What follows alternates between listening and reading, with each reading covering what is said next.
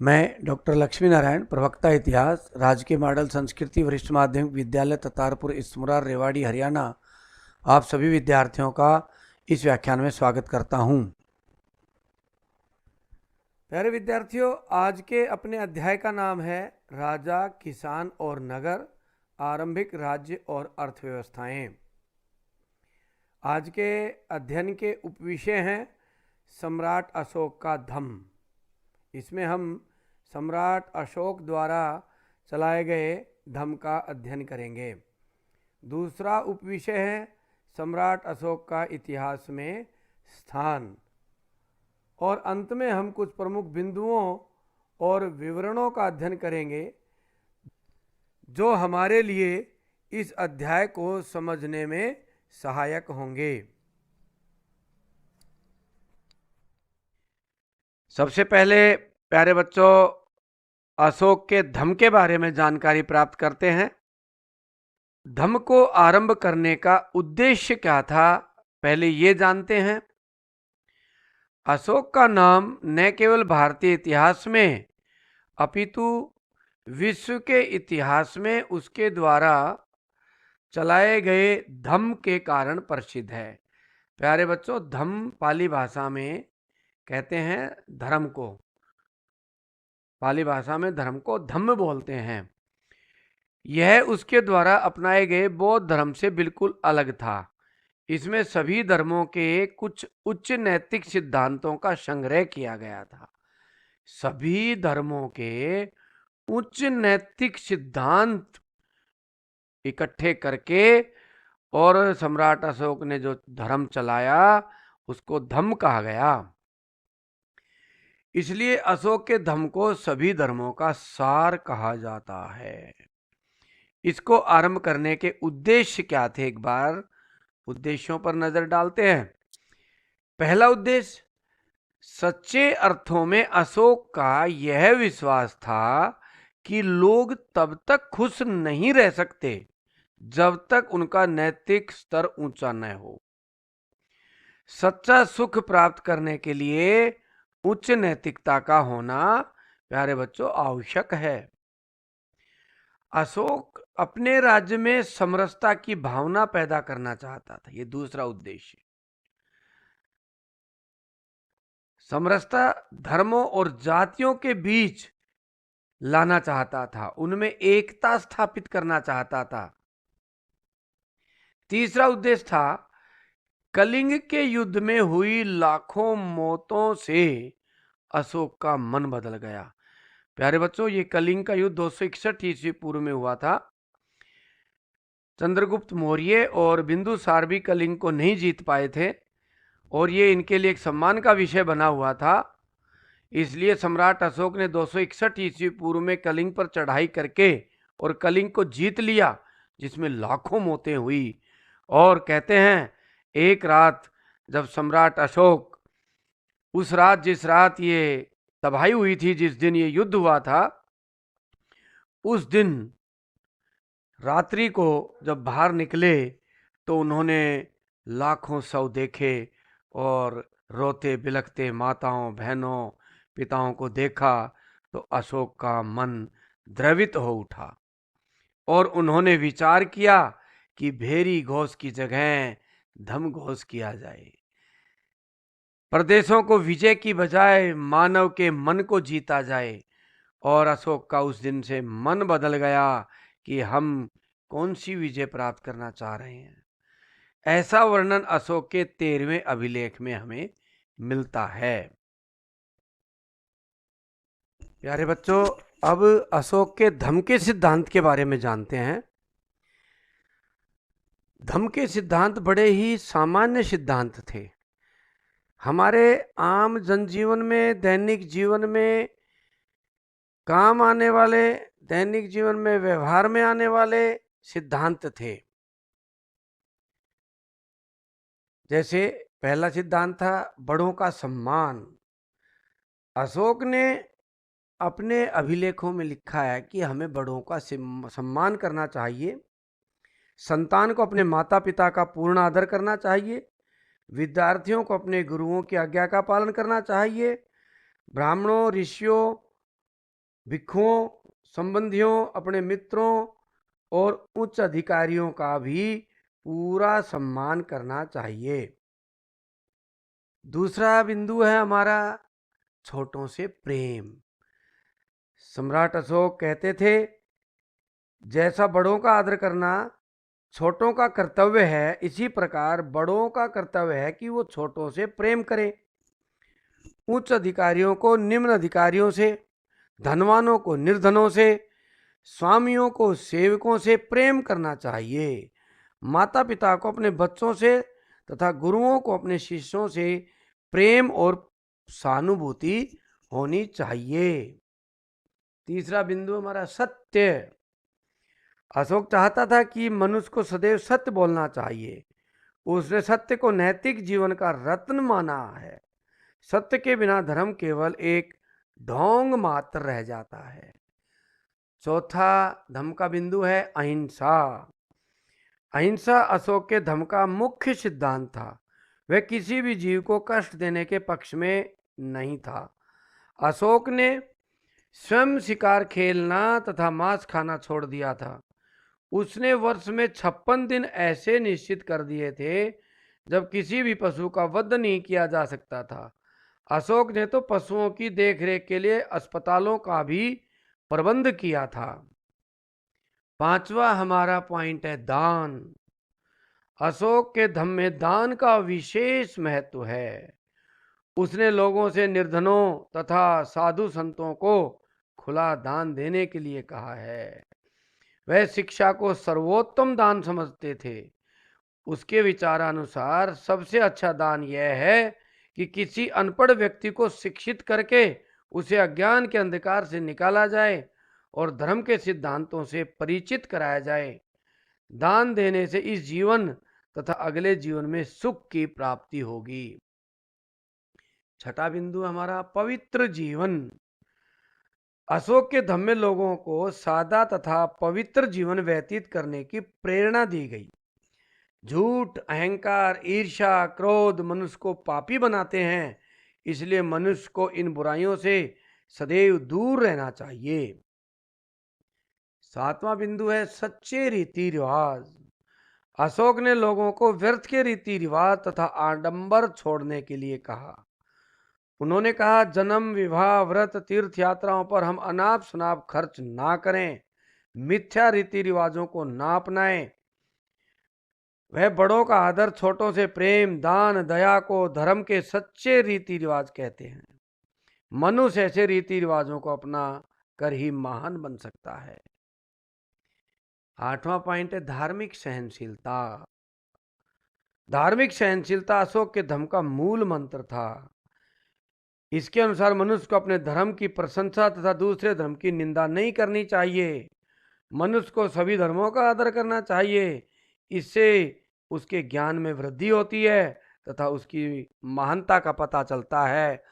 इस धार्मिक सहनशीलता का हमें उदाहरण गया की पहाड़ियों में स्थित बारबर की पहाड़ियां हैं, गुफाएं हैं, उनमें मिलता है ये प्रमाण। उन्होंने आजीविक संप्रदाय, जो जैन धर्म का एक संप्रदाय है, उसको दान दिया। यानी कि स्वयं बौद्ध होते हुए भी जैन धर्म के लोगों के प्रति भी पूर्ण सहानुभूति थी। अन्य धर्म के लोगों के प्रति पूर्ण सहिष्णुता का व्यवहार उन्होंने किया। कर्म का सिद्धांत। अशोक का कर्म का सिद्धांत में दृढ़ विश्वास था। उसके अनुसार मनुष्य को उनके कर्मों का फल अवश्य मिलता है। मनुष्य अच्छे कर्मों में स्वर्ग की प्राप्ति कर सकता है, मोक्ष की प्राप्ति कर सकता है। तो इस प्रकार प्यारे बच्चों, सम्राट अशोक के धम्म के ये 9 प्रमुख बिंदु हैं। प्यारे बच्चों, ये बराबर की गुफा है गया में। इन गुफाओं में अंदर लेख हैं। उन लेखों में ही वर्णन मिलता है कि सम्राट अशोक ने आजीविक संप्रदाय को दान दिया था, जैन धर्म के संप्रदाय को दान दिया था, जो उनकी धार्मिक सहिष्णुता का प्रतीक है। ये अभिलेख हैं, सिद्धपुर छोटी चट्टान अभिलेख हैं। ऐसे बैराट विराटनगर में छोटी चट्टान अभिलेख हैं। ऐसे अनेक छोटी चट्टान अभिलेखों में सम्राट अशोक ने धम्म के बारे में लिखवाया है। धम्म क्या है, ऐसा लिखवा करके उन्होंने स्थान स्थान पर प्रचार किया। प्यारे विद्यार्थियों, अब हम यह जानेंगे कि धम्म की जानकारी हमें कहाँ से मिलती है। धम्म की जानकारी के स्रोत क्या हैं? धम्म की जानकारी हमें सम्राट अशोक के अभिलेखों से मिलती है। ये अभिलेख 14 चट्टान अभिलेख हैं, 7 स्तंभलेख हैं, 7 छोटी चट्टान अभिलेख हैं। ये छोटी चट्टान अभिलेख हैं, ये विशेष जानकारी धम्म की हमें देती है। रूपनाथ मध्य प्रदेश से मिली है, छोटी चट्टान पर लिखा हुआ। सहसराम बिहार से मिला है। बैराठ राजस्थान, मास्की आंध्र प्रदेश, सिद्धपुर ब्रह्मगिरी और जटिंग रामेश्वर मैसूर में है। इन छोटी चट्टानों से विशेषकर हमें धम्म की जानकारी मिलती है। इन चट्टानों से ही हमें व्यक्तिगत जीवन सम्राट अशोक का कैसा था, यह जानकारी भी मिलती है और धम्म के सिद्धांतों की भी विस्तार से जानकारी मिलती है। धम्म के प्रचार के क्या साधन अपनाए सम्राट अशोक ने? तो सबसे पहले उन्होंने अपना व्यक्तिगत उदाहरण प्रस्तुत किया। स्वयं धम्म के सिद्धांतों को अपना करके मांस मदिरा का सेवन त्याग दिया और ऐश्वर्यपूर्ण जीवन भी त्याग दिया। धर्म यात्राएं, धम्म के प्रचार के लिए स्वयं धर्म यात्राएं करते थे। जनता में धर्म का प्रचार स्वयं करते थे। जनता को धम्म के सिद्धांतों को स्वयं समझाते थे। इस तरह से वो धर्म यात्राओं पर रहते थे। तीसरा बिंदु है धम्म महामात्र की नियुक्ति। यह धर्म का प्रचार करने वाले कर्मचारी होते थे। ये वे कर्मचारी थे जिनकी अब अपने कार्य में जरूरत नहीं रही थी, जैसे सैनिक। बौद्ध धर्म अपनाने के बाद सम्राट अशोक को अब सैनिकों की आवश्यकता नहीं थी। अब वो सैनिक महामात्र का काम करते थे। ये लोग भिन्न भिन्न स्थानों पर जाकर धर्म के सिद्धांतों को जनता को समझाते थे। जनता धर्म के नियमों के तहत बर्ताव करे, ऐसा ध्यान रखते थे। चौथा बिंदु हमारा अभिलेखों के द्वारा प्रचार। धर्म का प्रचार करने के लिए स्थान स्थान पर धर्म के सिद्धांतों को चट्टानों और स्तंभों पर लिखवाया, जैसा कि प्यारे विद्यार्थियों हमने शुरू में ही ये पढ़ा है। इसमें इन सभी अभिलेखों से हमें अशोक के धम्म की जानकारी। अब दूसरा टॉपिक है हमारा प्यारे बच्चों, सम्राट अशोक का इतिहास में स्थान। सम्राट अशोक भारत के नहीं अपितु विश्व के महान सम्राटों में से एक थे।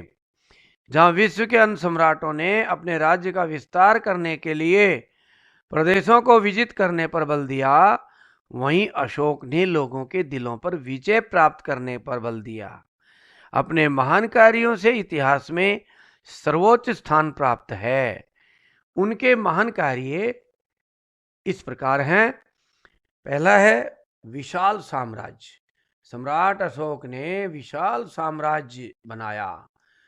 विशाल साम्राज्य में उन्होंने अपने समय में कलिंग को शामिल किया। उनके दादा और उनके पिताजी नहीं जीत पाए थे, उस क्षेत्र को जीता। इस तरह से उनका विस्तार उत्तर में हिमालय से लेकर दक्षिण में मैसूर तक, पूर्व में बंगाल असम की सीमाओं से लेकर के उत्तर पश्चिम में हिंदू कुश पर्वत तक था, पश्चिम में अरब सागर तक फैला था। अच्छी शासन व्यवस्था, अशोक की शासन व्यवस्था बहुत उच्च कोटि की थी। प्रजा को अपनी संतान की तरह समझता था, प्रेम करता था, जन कल्याण के कार्यों में लगा रहता था। उन्होंने अस्पताल खुलवाए, कुएं खुदवाए, सराएं बनवाई, छायादार और फूलदार वृक्ष लगवाए। इस तरह से जन कल्याणकारी कार्यों में सदैव लगे रहते थे। अशोक का धम्म, जिसको हमने अभी पढ़ा है कि सामान्य जन का नैतिक स्तर ऊंचा करने के लिए, सामाजिक और धार्मिक समरसता स्थापित करने के लिए उन्होंने धम्म का निर्माण किया और प्रचार प्रसार किया, और जनता उस आधार पर चले, ऐसा उन्होंने बहुत प्रयास किया। ये साम्राज्य देखते हैं सम्राट अशोक का। सम्राट अशोक का साम्राज्य इधर अफगानिस्तान की सीमाओं से लेकर इधर तक्षशिला राजधानी थी क्षेत्र की, और इधर तोशाली कलिंग क्षेत्र में जीता था सम्राट अशोक ने स्वयं। इधर आसाम से लगते हुए बंगाल के पूर्वी भाग से और इधर गुजरात तक अरब सागर लगता था। इस तरह से उत्तर में तिब्बत से लगते हुए क्षेत्र से लेकर दक्षिण में मैसूर तक ये विशाल साम्राज्य के मालिक सम्राट अशोक थे। चौथा बिंदु हमारा बौद्ध धर्म का प्रचार प्रसार। अशोक ने बौद्ध धर्म को विश्व धर्म बना दिया, विदेशों में भी धर्म प्रचारक भेजे। अशोक ने श्रीलंका में अपने पुत्र महेंद्र और पुत्री संघमित्रा को भेजा। कला के क्षेत्र में भी उनके समय बहुत उन्नति हुई। उन्होंने 84,000 स्तूप बनवाए। श्रीनगर और ललिता पाटन नामक 2 सुंदर नगरों का निर्माण करवाया, और जो स्तंभ उन्होंने बनवाए उन पर जो पॉलिश है वो धातु की पॉलिश की तरह चमकती है। उन पर लगी हुई मूर्तियां सजीव नजर आती हैं, जो आगे हम आपको दिखाएंगे अभी इसी लेक्चर में। शिक्षा तथा साहित्य के क्षेत्र में भी उन्नति हुई। अभिलेखों से ज्ञात होता है कि शिक्षा का प्रसार खूब था। गुरुकुल और मठों का निर्माण करवाया। तक्षशिला और बनारस शिक्षा के केंद्र थे। अनेक बौद्ध और जैन ग्रंथों की रचना इस काल में हुई। बौद्ध ग्रंथ कथावथु इसी काल की रचना माना जाता है। विदेशों से संबंध। विदेशों से बड़े मैत्रीपूर्ण संबंध थे सम्राट अशोक के। अशोक के पास एक विशाल सेना थी, परंतु उनके क्षेत्रों को जीतने की बजाय उनके दिलों को जीता। श्रीलंका, बर्मा, ईरान आदि देशों से उन्होंने अच्छे संबंध बनाए। वहीं भारत के लगते हुए राज्यों में चेर, चौल और पांड्यों से बड़े मित्रतापूर्ण उनके संबंध थे। उपर्युक्त विवरण के आधार पर हम ये कह सकते हैं कि विश्व इतिहास में ऐसे शासक का कोई अन्य उदाहरण मिलना कठिन है। अपने इस प्रकार के कार्यों से ही वो महान बने हैं।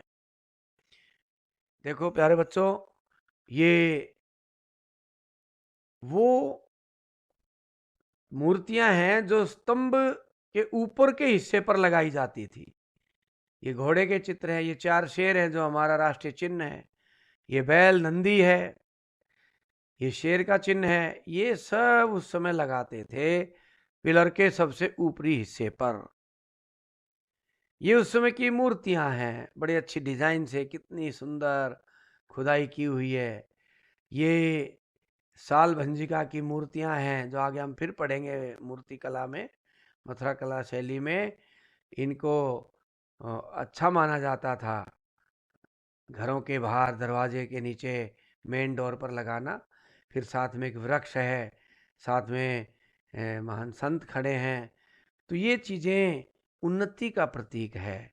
और ये साल भंजिकाएं जननी का प्रतीक है, यानी कि जैसे फल वृक्ष देते हैं उसी प्रकार ये घर भी फला फूला रहे। इसी तरह से धम्म चक्र परिवर्तन का प्रतीक है। ये चक्र है धम्म चक्र परिवर्तन। इसके साथ ही इस धर्म का चक्कर जब घूमा तो सभी जीव सुरक्षित हो गए।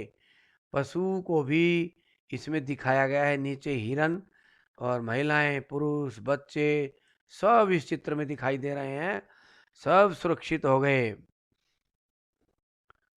ये विश्व के प्राचीनतम व विशालतम विश्वविद्यालय के अवशेष हैं तक्षशिला के, जहां चंद्रगुप्त मौर्य ने शिक्षा ग्रहण की थी, जहां चाणक्य, कौटिल्य या जिसका मुख्य नाम था विष्णुगुप्त, वो वहां पर आचार्य था।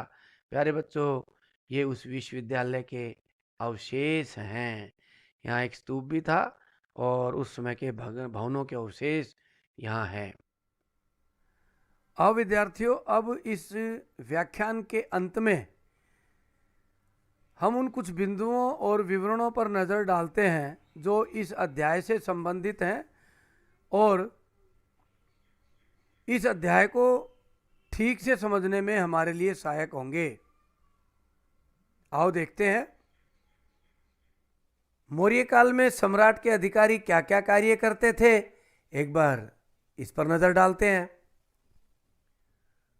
सम्राट के अधिकारी क्या क्या कार्य करते थे, यह विवरण विद्यार्थियों हम मेगास्थनीज द्वारा लिखा हुआ विवरण आपको बता रहे हैं। यह विवरण इंडिका से मिलता है। हालांकि इंडिका मूल रूप से नहीं मिलती, परंतु इंडिका के रेफरेंसेस, उदाहरण हमें विभिन्न पुस्तकों में मिलते हैं, उनसे ये लिया गया है। साम्राज्य के महान अधिकारियों में कुछ अधिकारी नदियों की देखरेख करते थे कि नदियों का पानी ठीक से आए, गंदा ना करे, नदियों के पानी की बात ठीक हो, इस तरह से नदियों की देखरेख करते थे। भूमि मापन का कार्य भी करते थे कुछ अधिकारी। इसी तरह से नहरों से छोड़े जाने वाले पानी की भी रखवाली की जाती थी कि नहरों से जो पानी है वो छोटी नहरों में छोड़ा जाए, छोटी नहर में किस नहर में कितना पानी छोड़ा जाए, पानी की बाट बराबर रूप से हो, इस तरह से ये अधिकारी चिंता करते थे। कुछ अधिकारी शिकारियों पर भी ध्यान रखते थे। शिकारी गलत काम करते थे तो उनको दंड देते थे, अच्छा काम करते थे तो उनको इनाम दिया जाता था।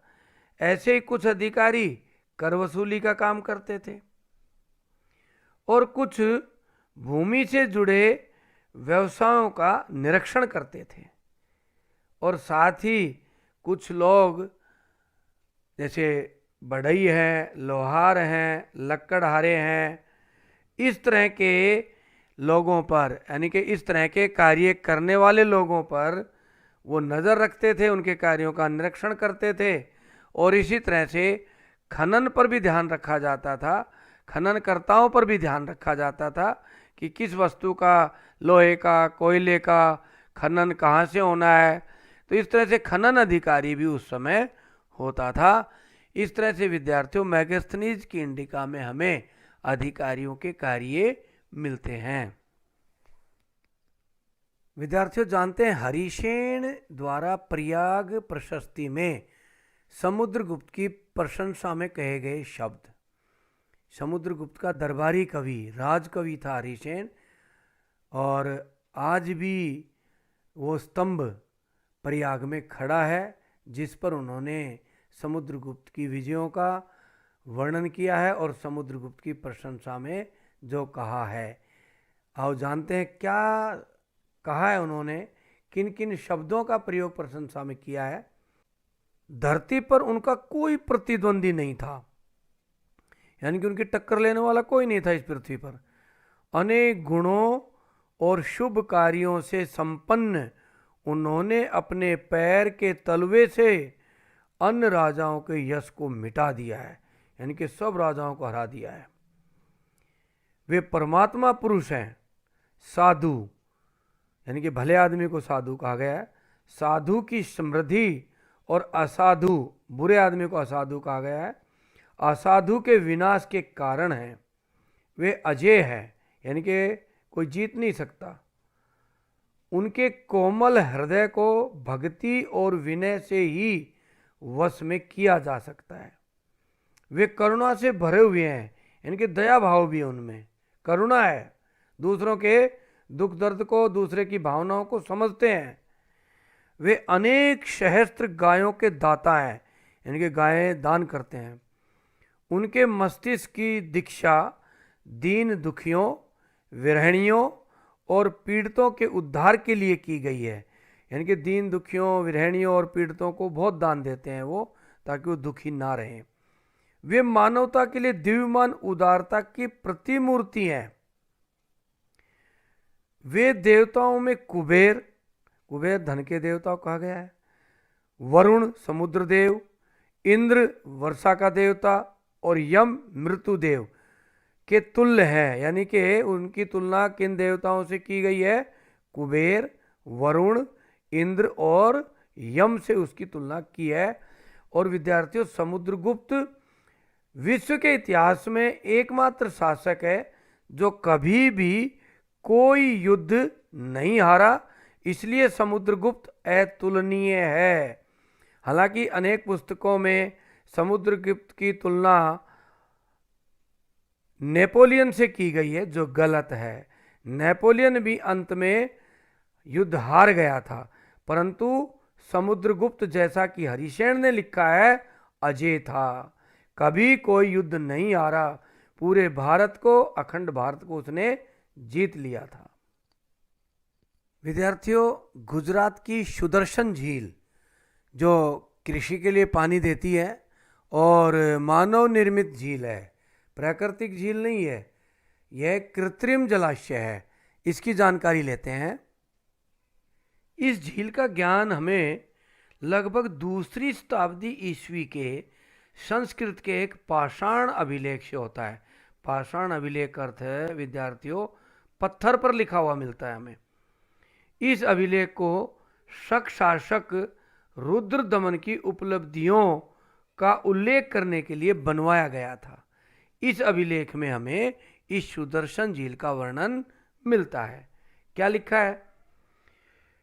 इस अभिलेख में लिखा गया है कि जल द्वारों और तटबंधों वाली इस झील का निर्माण मौर्य काल में एक स्थानीय राज्यपाल द्वारा किया गया था। ये स्थानीय राज्यपाल कौन था मौर्य काल का? इसका अनेक शोधों के बाद नाम हमारे सामने आता है विद्यार्थियों, पुष्यगुप्त का। पुष्यगुप्त उस समय सौराष्ट्र, जो गुजरात के गिरनार क्षेत्र में है, उसके गवर्नर थे ये पुष्यगुप्त। उसने इस झील का निर्माण करवाया था, लेकिन एक भीषण तूफान के कारण इसके तटबंध टूट गए और सारा पानी बह गया। बताया जाता है कि तत्कालीन शासक रुद्र दमन ने इस झील की मरम्मत अपने खर्चे से करवाई थी और इसके लिए अपनी प्रजा से कर भी नहीं लिया था। इसी पाषाण खंड में एक और अभिलेख हमें मिलता है जिसमें कहा गया है कि गुप्त वंश के एक शासक ने एक बार फिर इस झील की मरम्मत करवाई थी। अर्थात वो गुप्त वंश का शासक कौन था विद्यार्थियों? स्कंदगुप्त था।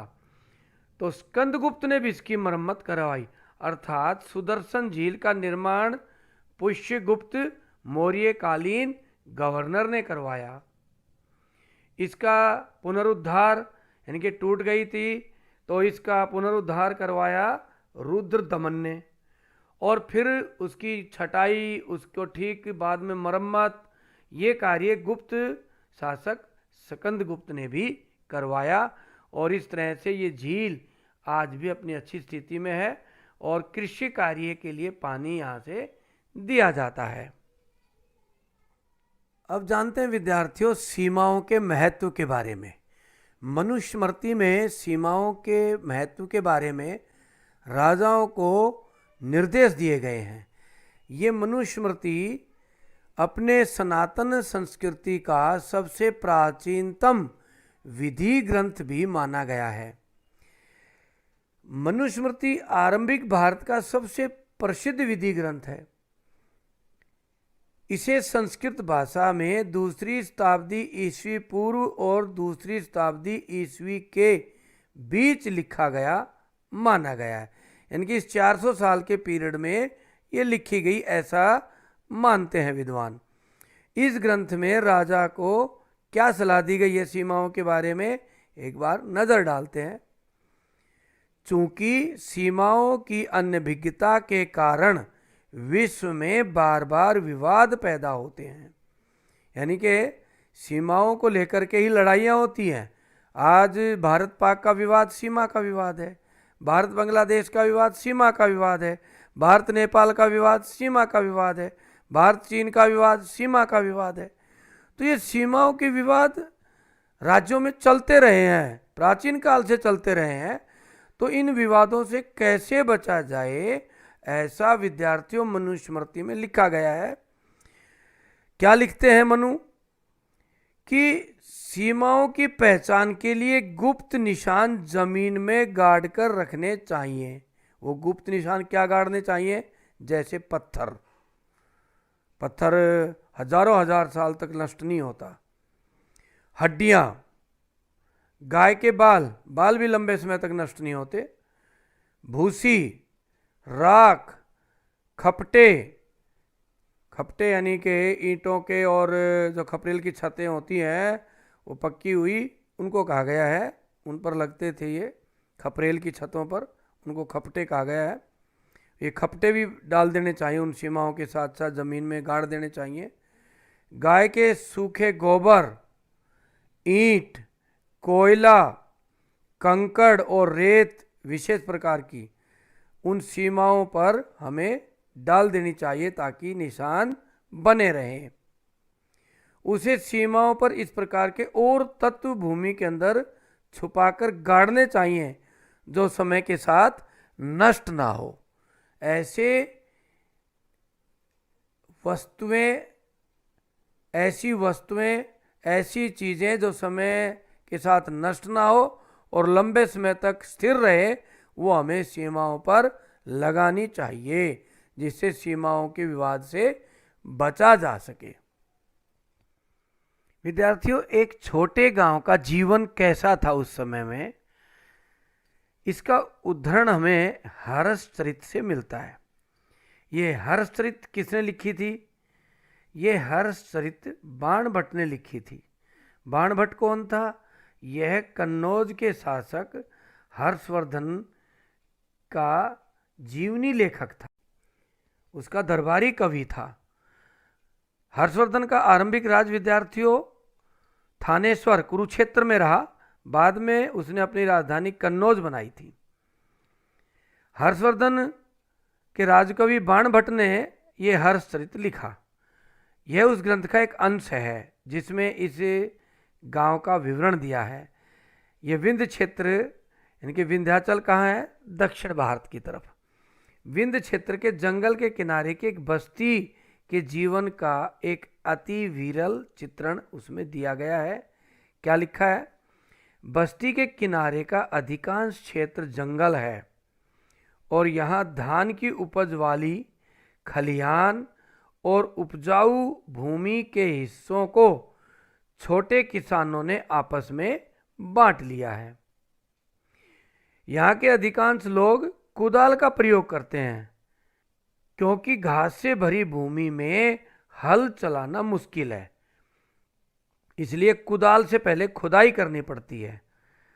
बहुत कम हिस्से साफ हैं, जो हैं भी उसकी काली मिट्टी काले लोहे जैसी सख्त है। यानी कि हल चलाना उस काली मिट्टी में मुश्किल है, इसलिए कुदाल से वो खेती करते हैं।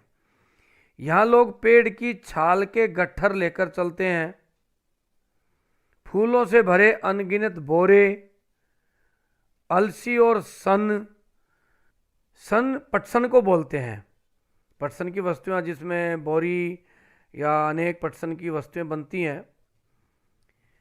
भारी मात्रा में शहद, जंगली इलाके में, पहाड़ी इलाके में शहद होता है। मोरपंख, मोम, लकड़ी और घास के बोझ लेकर आते जाते रहते हैं। यानी कि इस तरह की हलचल ग्रामीण क्षेत्र में रहती है कि इस तरह की वस्तुएं लेकर लोग इधर से उधर जा रहे हैं। ग्रामीण महिलाएं रास्ते में बसे गांवों में जाकर बेचने को तत्पर रहती हैं। जो वस्तुएं जंगलों से लाते हैं, ग्रामीण महिलाएं इधर उधर जाकर उनको बेचती हैं। उनके सिरों पर जंगल से एकत्र किए गए फलों की टोकरियां देखी जाती थी। तो इस तरह से एक छोटे गांव का विवरण हर्षचरित में हमें मिलता है। अब विद्यार्थियों जानते हैं मालाबार तट के बारे में। ये मालाबार तट आधुनिक केरल है। यहाँ का भी एक वर्णन मिलता है। किसमें मिलता है? एक पुस्तक है पेरिप्लस ऑफ एरिथ्रियन सी। इस पुस्तक के लेखक का नाम का आज तक नहीं पता चल पाया है कि यह किसने लिखी, परंतु यह पुस्तक बड़ी प्रसिद्ध है और भारत के बारे में अच्छी जानकारी देती है। पेरिप्लस यूनानी भाषा का शब्द है जिसका अर्थ है समुद्री यात्रा। और एरिथ्रियन, इसका क्या अर्थ है? यह भी यूनानी भाषा का शब्द है, इसका अर्थ है लाल सागर। लाल सागर को क्या कहते थे? एरिथ्रियन, यूनानी भाषा में। तो इस पुस्तक में हमें मालाबार तट का क्या विवरण मिलता है विद्यार्थी एक बार जानते हैं। भारी मात्रा में काली मिर्च और दालचीनी खरीदने के लिए बाजार वाले नगरों में वे मतलब विदेशी यात्री, विदेशी व्यापारी जहाज भेजते हैं। यानी कि मालाबार तट पर बड़े बड़े नगर बाजार हैं जहां विदेशी यात्री काली मिर्च और दालचीनी खरीदने के लिए जहाज भेजते हैं। एक तो यहाँ भारी मात्रा में सिक्कों, पुखराज, सूरमा, मूंगे, कच्चे शीशे, तांबे, टिन और शीशे का आयात किया जाता है। इन बाजारों के आसपास भारी मात्रा में उत्पन्न काली मिर्च का निर्यात किया जाता है। इसके अलावा उच्च कोटि के मोतियों, हाथी दांत, रेशमी वस्त्र, विभिन्न प्रकार के पारदर्शी पत्थरों, हीरों और काले नग और कछुए की खोपड़ी का भारी मात्रा में आयात होता है। तमिलनाडु के कोडुमनाल में बहुमूल्य और कम मूल्यवान पत्थरों से बनाए जाने वाले मूंगों के उद्योग के पुरातात्विक साक्ष्य हमें मिले हैं। यह संभव है कि पेरिप्लस में वर्णित पत्थरों को इन्हीं तटवर्ती बंदरगाहों तक स्थानीय व्यापारी लाए होंगे। इस तरह से मालाबार तट कितना महत्वपूर्ण प्राचीन काल में रहा है विदेशी व्यापारियों के लिए, कि कैसे व्यापार के लिए विभिन्न प्रकार की वस्तुएं लेकर वो जाते थे। अब विद्यार्थियों एक प्रश्न खड़ा होता है कि वास्को डी गामा ने भारत खोजा।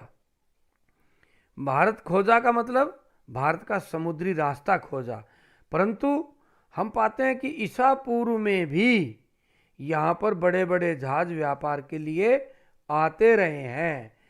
यूरोपियन लोगों को इस रास्ते का नहीं पता था।